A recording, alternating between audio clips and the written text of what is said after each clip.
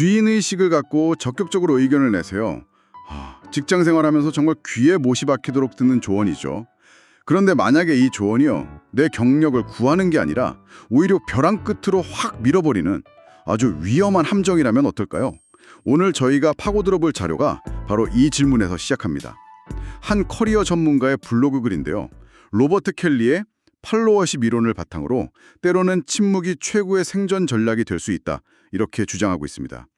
왜 모두가 이상적이라고 말하는 그 직원의 모습이 현실에서는 가장 먼저 제거될 타겟이 될 수 있는지 그 이유로 한번 깊숙이 파고들어보죠. 네, 오늘 분석은 진짜 흥미로운 지점인 것 같아요. 우리가 교과서에서 배우는 이상적인 이론하고 또 월급을 받아야 하는 우리 현실 사이의 그 간극을 정면으로 다루거든요.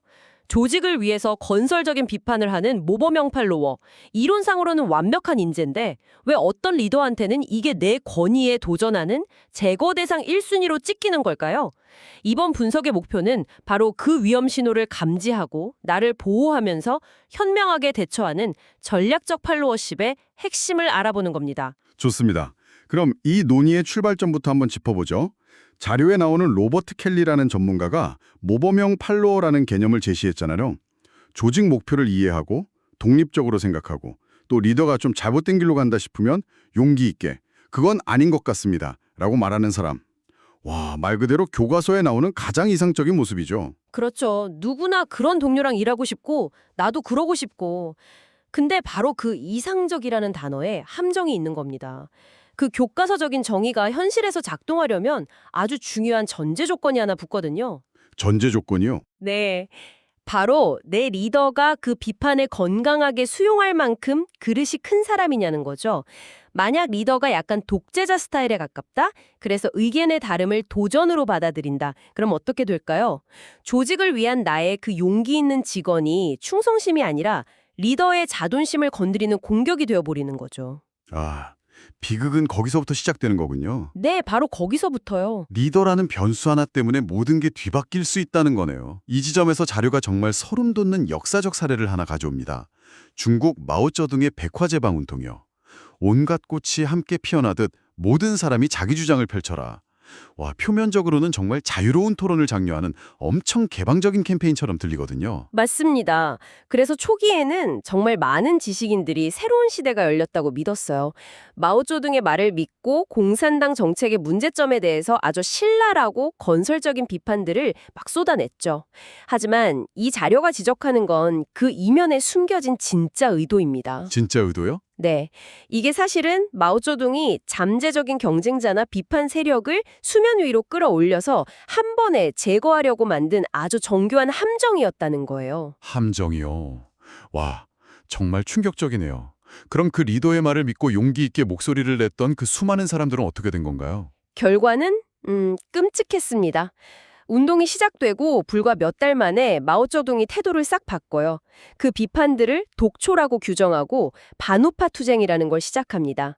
결국 솔직하게 의견을 냈던 수십만 명의 지식인들이 우파 분자로 낙인 찍혀서 투옥되거나 아주 먼 시골로 쫓겨나서 강제 노역에 시달려야 했죠. 와, 조직을 위해 던진 말이 결국 자기 자신을 파멸시킨 역사상 최악의 사례 중 하나가 된 겁니다. 이야, 이게 수십 년 전 남의 나라 이야기인데도 막 등골이 서늘해지네요. 근데 사실 이게 그냥 옛날 이야기가 아닌 게 현대 사무실에서도 비슷한 미니 백화제방 운동이 벌어진다는 게 이 자료의 핵심인 것 같아요. 예를 들면 회식 자리 같은 데서 상사가 갑자기 자, 오늘은 계급장 다 떼고 허심탄회하게 말해보자 이러는 경우요. 아주 정확한 비유입니다. 물론 그 말이 진짜 진심일 수도 있죠. 하지만 마오쩌둥 사례처럼 그냥 누가 불만 분자인지 색출하려는 의도일 수도 있고, 혹은 더 흔하게는 답은 정해져 있으니 너는 동의만 해라. 뭐 이런 암묵적인 압박의 가능성도 절대 배제하면 안 된다는 겁니다. 그렇죠. 모든 리더가 악한 건 아니지만 또 모든 리더가 비판을 수용할 만큼 선한 것도 아니라는 그 현실을 봐야죠. 말 그대로 믿기 전에 그 사람의 평소 행동이나 예전에 비판했던 동료가 어떻게 됐는지 이런 걸 종합적으로 봐야 합니다. 저도 비슷한 경험이 있어요. 예전에 한 상사가 내 문은 언제나 열려 있다고 입버릇처럼 말했는데 막상 그 문으로 문제를 들고 들어간 사람은 곧 문제 그 자체가 되어버리는 걸 몇 번 봤거든요. 말이랑 행동이 완전히 다른 경우죠. 이런 걸 보면 정말 솔직하게 말하는 게 위험할 수 있겠다 싶네요. 그럼 대체 우리는 어떻게 해야 할까요? 그냥 입 닫고 예스맨이 되는 것만이 답일까요?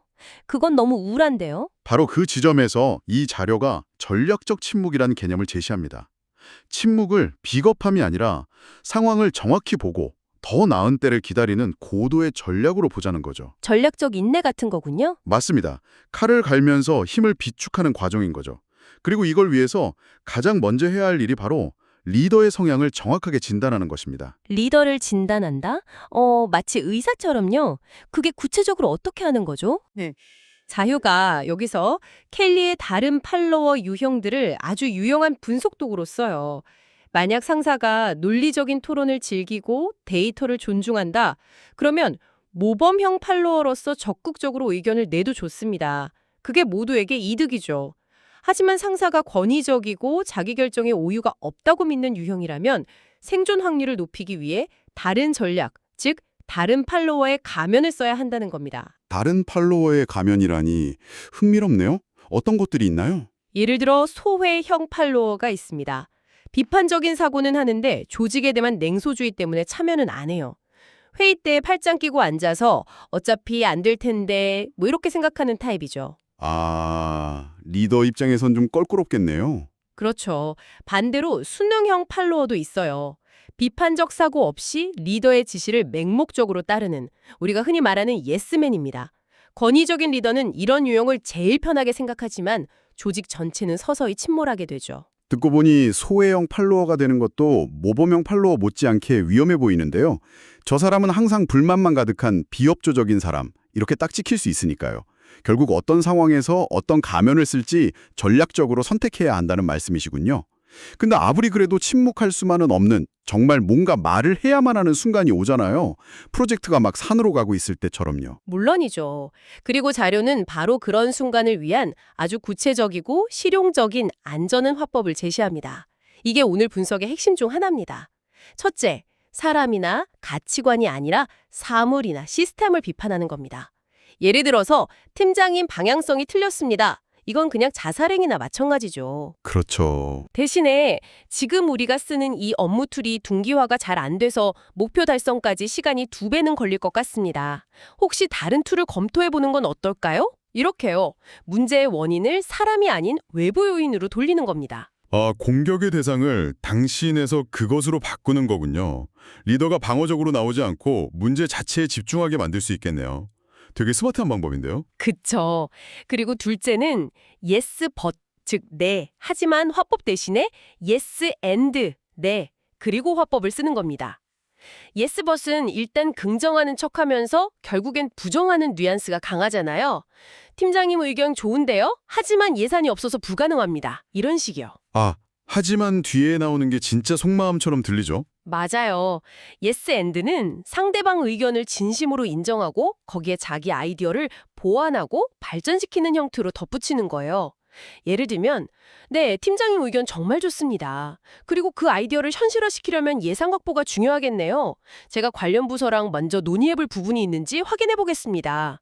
이렇게 말하면 당신의 의견이 공격이 아니라 리더의 성공을 돕기 위한 진심 어린 제안으로 들리게 되는 거죠. 오늘 이야기를 쭉 정리해보니까 결국 직장생활은 눈치 게임이라는 냉정한 현실을 다시 한번 깨닫게 되네요.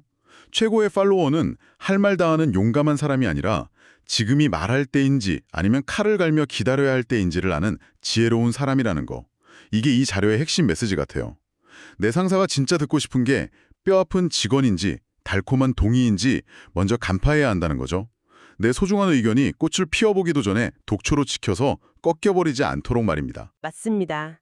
여기서 우리가 마지막으로 스스로에게 던져봐야 할 중요한 질문이 하나 남아요. 자료에서는 침묵을 더 나은 타이밍을 위해 힘을 비축하는 전략이라고 긍정적으로 표현하잖아요. 이건 분명 현실적인 생존 전략이 맞습니다. 하지만 여기서 한 걸음 더 나아가서 이 개념을 여러분의 현재 상황에 직접 한번 적용해 보셨으면 좋겠어요. 과연 내가 지금 하고 있는 이 침묵은 전략적 인내일까요? 아니면 그냥 비겁한 방관일까요?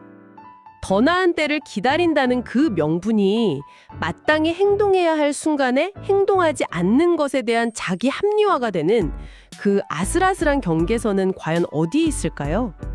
이 질문에 대한 답은 당신의 조직과 리더, 그리고 궁극적으로는 당신 자신의 양심만이 내릴 수 있을 겁니다.